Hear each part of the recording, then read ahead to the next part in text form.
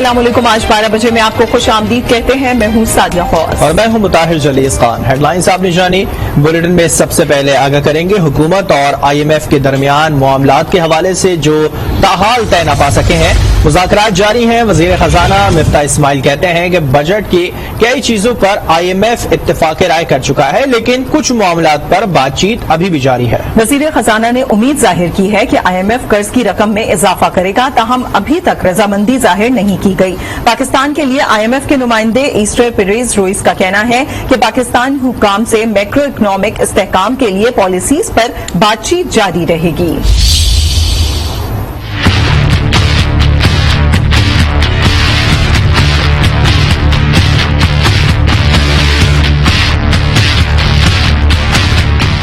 पाकिस्तान और IMF के दरमियान बजट और मालियाती इक़दामात पर इत्तेफाक हो गया, ताहम अभी भी मालियाती अहदाफ पर इत्तेफाक की जरूरत है।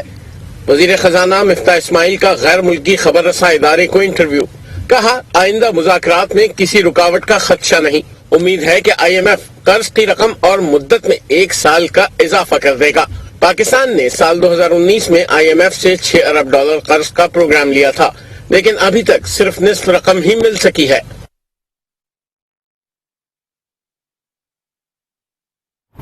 इसी पर बात करेंगे। हमारे साथ मौजूद है हमारे नुमाइंदे यासिर नजर। इसके अलावा साबिक वजीर खजाना डॉक्टर सलमान शाह भी हमें ज्वाइन कर चुके हैं। नाजिश लुत्फी माहिर इक्तिसाद भी हमारे साथ मौजूद होंगी। यासिर नजर, सबसे पहले तो आपसे जानना चाहेंगे अब तक की क्या अपडेट्स आ रही हैं इस इजलास के हवाले से? क्या मुज़ाकरात अभी भी जारी हैं और किन बातों पर इत्तफाक राय हो सका है? जी बिल्कुल, क्योंकि IMF से जो मामलात हैं तकरीबन ये बताया गया है ज़राए की तरफ से कि तकरीबन तय होने के करीब हैं, और इसमें हुकूमती जो ज़राए हैं उनकी तरफ से भी इसकी तस्दीक की गई थी, लेकिन जो IMF के नुमाइंदे हैं उनकी तरफ से जो कहा गया है कि फिलहाल जो मामलात हैं वो उन पे खास तौर पर बजट के हवाले से जो मामलात हैं वो तो हो गए हैं, लेकिन कुछ चीज़ों पे अभी तक जो पेश रफ्त है वो होना बाकी है, जिसमें खास तौर पे अब क्योंकि नए टैक्स वसूलियों, कस्टम वसूली और GST और इनकम टैक्स वसूलियों के जो अहदाफ है ये भी हुकूमत की तरफ से बढ़ाए जा रहे हैं, और पेट्रोलियम मसनूआत पर हर माह जो ₹5 फी लीटर लेवी है वो भी ली जानी है। तो इस तरह IMF के साथ जो मामलात हैं वो आगे तो बढ़े हैं, लेकिन रस्मी तौर पे तहरीरी तौर पे जो एग्रीमेंट है वो अभी तक फाइनल नहीं हुआ। लेकिन हुकूमती जो शख्सियात है उनकी तरफ से यही कहा जा रहा है कि अभी मामलात जो है आखिरी मराइल में है, और जल्द जो है तहरीरी और रस्मी मुआहिदा जो वो हो जाएगा और IMF को मुकम्मल तौर पे राजी करने में कामयाब हो जाएंगे। लेकिन ताहम ये सूरत हाल है कि फिलहाल बाकायदा तौर पे मुआहिदा जो है वो तो तश्कील नहीं पाया, लेकिन जो मामलात हैं उसमें खासी पेशरफ्त हुई। ठीक है, यासिर नजर हमारे साथ मौजूद रहेगा। साबिक वज़ीर खजाना डॉक्टर सलमान शाह भी हमारे साथ मौजूद हैं। डॉक्टर साहब, क्या कहेंगे? IMF से ताहाल मुज़ाकरात जारी हैं, वजह क्या है ताख़ीर की, क्या लगता है आपको? हमारी जो इकोनॉमिक टीम है उसको पहले दिन ही ये काम कर देना चाहिए था। 8 हफ्ते गुजार दिए और इन नेगोशिएशन में ऊपर नीचे होता जा रहा है, और पूरी आपकी मार्केट और आपके जो इंटरनेशनल मार्केट में बेचैनी फैलती जा रही है वो पाकिस्तान के लिए बड़ी नुकसानदेह है। तो आई थिंक कि इसमें अब फोकस तरीके से करना चाहिए, और IMF को भी सोचना चाहिए कि वो पाकिस्तान की इकॉनमी को इस किस्म की स्टेटमेंट की वजह से शदीद नुकसान पहुँच रहा है। तो IMF और मिनिस्ट्री ऑफ फाइनेंस की अच्छी मुस्तक़िल स्टेटमेंट आनी चाहिए कि ये मुआहदा हो गया और इसको अब इम्प्लीमेंटेशन में जाना है, क्योंकि उसके बाद भी बहुत से काम। डॉक्टर साहब, आपकी आवाज माजरत के साथ आपकी आवाज हम तक ठीक से नहीं पहुंच पा रही है। एक दफा फिर आपसे राब्ता करने की कोशिश करेंगे। इस वक्त नाजिश लुत्फी साहब भी हमारे साथ मौजूद हैं। सर, आप बताइएगा, आपको क्या लगता है जो सिचुएशन अब बनने जा रही है, जिस तरीके से पिछले ये मौजूदा हुकूमत मुसलसल कह रही है कि हमें सख्त फैसले करने पड़े हैं और मजीद करने पड़ेंगे, क्या अब जो मुज़ाकरात हो रहे हैं उसमें कहीं ना कहीं कुछ मुनासिब नजर आएगा जो आवाम को फायदा हो सके? देखिए, सबसे पहले तो एक चीज समझे कि जब कोई आपको पैसे देता है तो वो अपनी टर्म्स नहीं बताता है कि मैं कैसे रिकवर करूंगा, कि वो ये आपसे बोलते हैं कि आप ये पैसा मुझे कैसे रिटर्न करेंगे, और उसका आप एक पूरा बना के देते हैं कि भाई this is how I am going to पे यू बैक।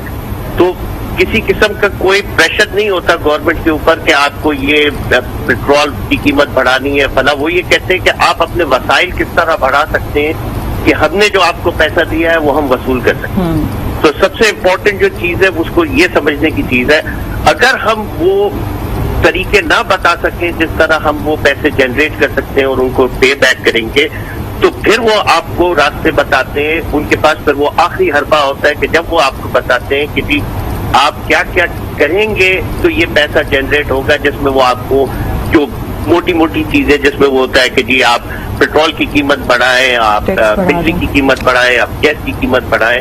تو اس طرح آپ کے اوپر وہ فورس کرتے. آپ کی آئی ایم ایف کی ڈیل تو کمپلیٹ ہو جائے گی pretty soon, that's what I feel, کہ اس میں کوئی زیادہ ٹائم نہیں لگے گا. مگر جو ہم اس وقت پریشر دیں گے انفلیشن کو، جس قسم کے انفلیشن ہم دیکھ رہے ہیں کہ 35 to 40% کے قریب انفلیشن، کیا وہ غریب آدمی اس کو سہ سکے گا کہ نہیں سہ سکے گا؟ کیونکہ مجھے اس پورے بجٹ میں کہیں بھی یہ نظر نہیں آیا کہ ہم غریب لوگوں پہ اور امیر لوگوں کے اوپر پریشر دے رہے جو افورڈ کر سکتے ہیں. اس قسم کے کوئی بھی اقدامات مجھے نظر نہیں آئے جو ہونے چاہیے تھے، وہ بہت امپورٹنٹ ہے ہمارے ملک کے لیے. تو چانسز تو یہ ہے کہ ہم بہت جلدی آئی ایم ایف سے ڈیل کر پائیں گے، مگر دیکھنا یہ ہے کہ اس ڈیل کے اس میں ہمیں کیا کیا چیزوں کو سیکریفائز کرنا پڑے گا اور کیا کیا پریشانیاں ہمیں ٹھیک ہے. ناصر صاحب ہم اسی پہ ہی ہیں کہ چانسز ہیں کہ ہم بہت جلدی آئی ایم ایف سے جو مذاکرات ہیں وہ پوری طریقے سے کر لیں گے.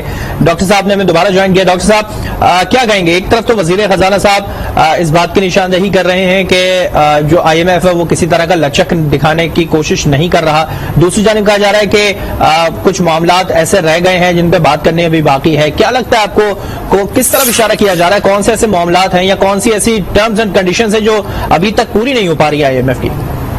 دیکھیں، ایک تو بجٹ تھا، بجٹ میں بہت سی پرابلمس تھیں اور انفارچونیٹلی ہم نے بجٹ پیش کر دیا بغیر آئی ایم ایف کو آن بورڈ کیے، اور اس میں خاصا وقت ضائع ہوا ہے اور اس میں پریشانی بھی ہوئی ہے، انسرٹنٹی بہت زیادہ بڑھی ہے اور لوگ کیا سرائیاں بھی کرتے رہے ہیں.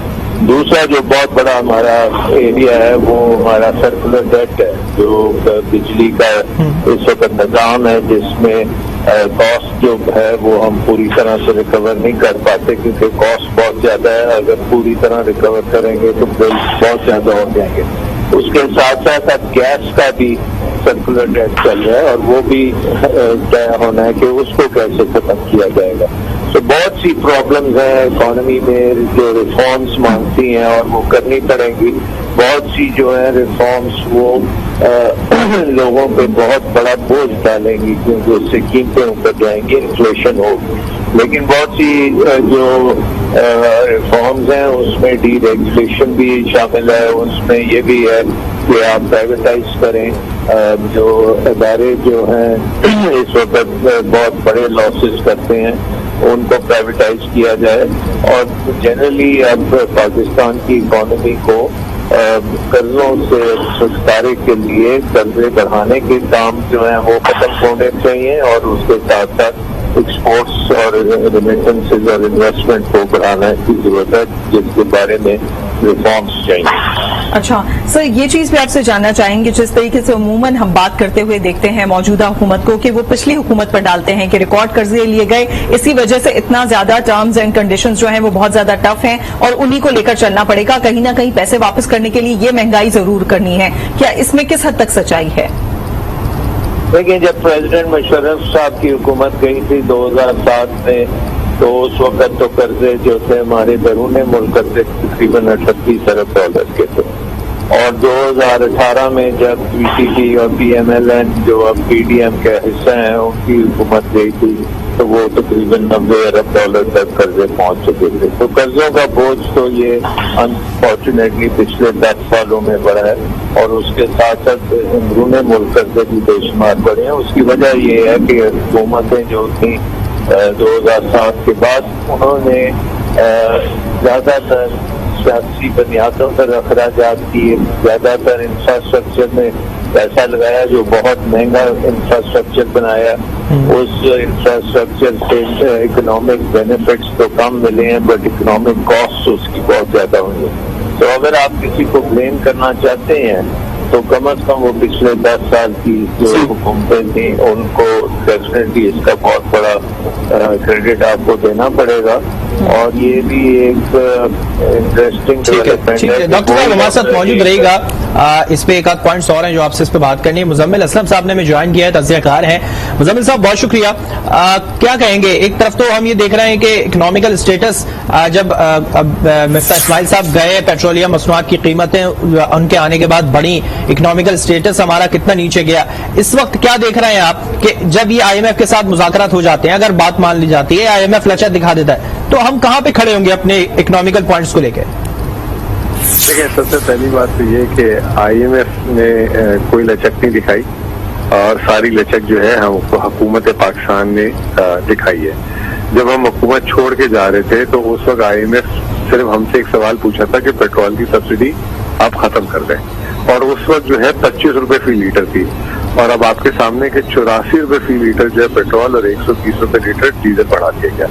اس کے ساتھ ساتھ جب آئی ایم ایف نے دیکھا ہے کیونکہ یہ حکومت آئی اور یہ جو ہے بری طریقے سے ناکام ہوئی باہر سے پیسے لانے سے, تو آئی ایم ایف نے وہ کام کروا لیے ان سے جس کا تصور بھی نہیں کیا جا سکتا تھا. بجلی کی قیمتیں 45% بڑھا دی. جب ہم شوکت ترین صاحب نے جب معاہدہ کیا تھا آئی ایم ایف سے نومبر میں, تو آئی ایم ایف نے کہا تھا 5 روپے آپ نے فی یونٹ بڑھانا ہے, جس میں سے 2.5 ہم نے بڑھا دیا تھا.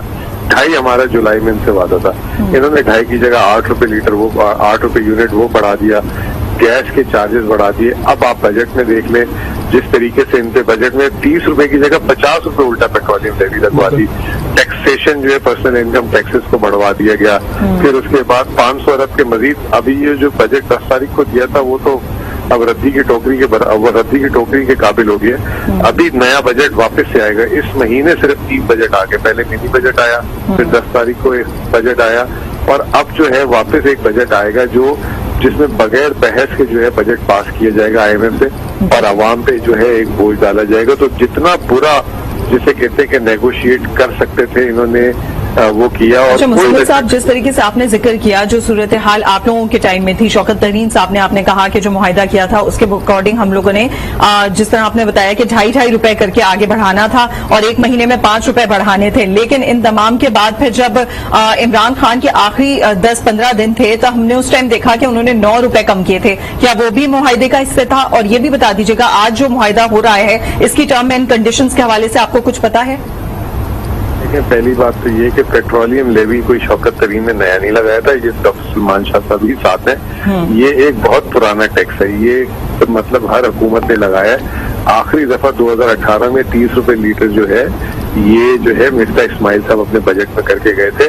ہم نے تو الٹا اس کو کم کر دیا تھا, اور سیلز ٹیکس بھی پاکستان کی تاریخ میں پہلی دفعہ 0 ہم نے کیا. اس کے باوجود ہمارے ٹیکس کے ریونیو ٹارگیٹ ہے وہ 6100 ارب روپے ہم نے حاصل کیا. تو بات یہ کہ پیٹرولیم لیوی تو کبھی ہم نے مطلب نیا ٹیکس تھا ہی نہیں. یہ جو جھوٹ بولتے ہیں کہ آئی ایم ایف سے پیٹرولیم لیوی کا معاہدہ کر دیا. دوسری بات یہ کہ پیٹرولیم لیوی 30 روپے پاکستان لیتی تھی, اب جو ہے نئی لائن مائن بچھائی گئی ہے اس کو 50 روپے لیٹر کر دیا جا رہا ہے. تو یعنی کہ عوام کو اگلے 6 سے 7 مہینے مطلب آنے والی حکومت اپنے حساب سے تمام چیزوں کو مینج کرتی ہے. مزمل اسلم صاحب بہت شکریہ, آپ نے وقت دیا. نازش لطفی صاحب آپ نے بھی بہت شکریہ وقت دیا. ڈاکٹر سلمان شاہ صاحب آپ نے بھی وقت دیا, آپ کا بھی بہت شکریہ. ایسا نظر آپ نے اپڈیٹ کیا, آپ کا بھی بہت شکریہ. جو تمام چیزیں صورتحال آ رہی ہیں, آئی ایم ایف سے مذاکرات ہونے ہیں, لچک دکھائے گا آئی ایم ایف یا نہیں دکھائے گا, یہ اپنی شرائط پر اگلا قرضہ فراہم کرے گا. دوسری جانب انٹر بینک میں ڈالر کی قیمت میں مسلسل اضافہ دیکھا جا رہا ہے. آج بھی کاروبار کے آغاز پر ڈالر کی قیمت میں معمولی کمی ہوئی, لیکن طلب بڑھنے کے بعد جلد ہی قیمت میں بھی اضافہ ہو گیا. انٹر بینک میں ڈالر کی قیمت 27 پیسے بڑھ گئی ہے. لین دین 211 روپے 75 پیسے میں کیا گیا. گزشتہ روز انٹر بینک میں ڈالر کی قیمت 211 روپے 48 پیسے ریکارڈ کی گئی تھی. اوپن مارکیٹ میں ڈالر کی قیمت فروخت 214 روپے ہے. ڈالر کی قیمت میں آئے روز اضافے سے صرف کاروباری طبقہ ہی متاثر نہیں ہوا, بلکہ درآمدی اشیاء مہنگی ہونے سے عام آدمی بھی پریشانی سے دوچار ہو گیا ہے. رپورٹ کریں کراچی سے صفدر عباس.